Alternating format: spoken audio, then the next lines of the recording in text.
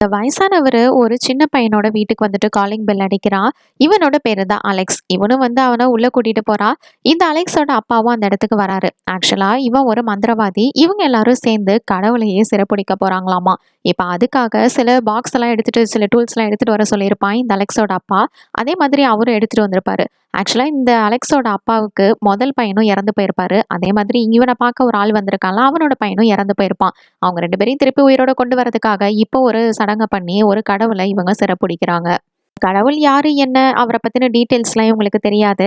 அவரோட மத்த டீட்டெயில்ஸ் எல்லா இன்ஃபர்மேஷன்ஸையும் எடுத்து இவங்க தனியா வச்சுக்கிறாங்க. இவங்கள பார்க்கறதுக்கு தொப்பி போட்ட ஒருத்தன் வரான். இவனுக்கு கண்ணும் தெரியாது. இவன் இங்க வந்துட்டு நீங்க பிடிச்சு வச்சிருக்கீங்களே அவர் ஒண்ணும் சாதாரணமான ஆள் கிடையாது.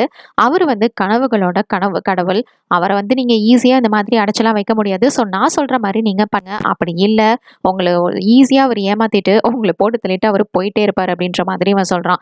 ஆக்சுவலா அவர ஒரு கண்ணாடி கூண்டுக்குள்ள அடைக்க சொல்றான். அது மட்டும் இல்ல அவருக்கு வந்து வெளியில பாதுகாப்புக்கு 2 பாதுகாவலர்கள் வந்து இருந்துகிட்டே இருக்கணும். அவங்க தூங்கிரவே கூடாது எக்காரணத்த கொண்டும். அப்படி அவங்க ஒரு வேளை தூங்கிட்டாங்கன்னா, அவங்களோட கனவுக்குள்ள பூந்தே இவன் தப்பிச்சுருவான் அப்படிங்கிற மாரி சொல்ல, இதுக்கப்புறமா அதே மாதிரி அவங்களும் ஃபாலோ பண்றாங்க. இவன்கிட்ட அவர் வந்துட்டு, "எனக்கு தேவையான இன்ஃபர்மேஷன சொன்னா, நான் உன்ன விட்டுருவேன்ல" அப்படின்னு கேட்கறாரு.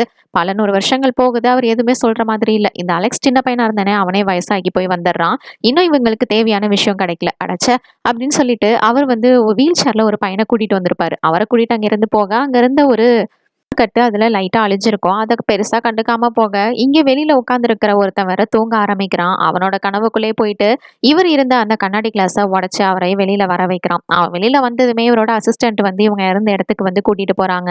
அப்படி வந்து பார்த்தா, இவரோட சாம்ராஜ்யமே மொத்தமா அழிஞ்சு கிடக்குது. இப்போ இத திருப்பி அவரு உருவாக்க நினைக்கிறாரு. இதுக்கப்புறம் என்ன ஆகப்போகுது அப்படின்றது தான் இந்த சீரிஸோட ஸ்டோரி.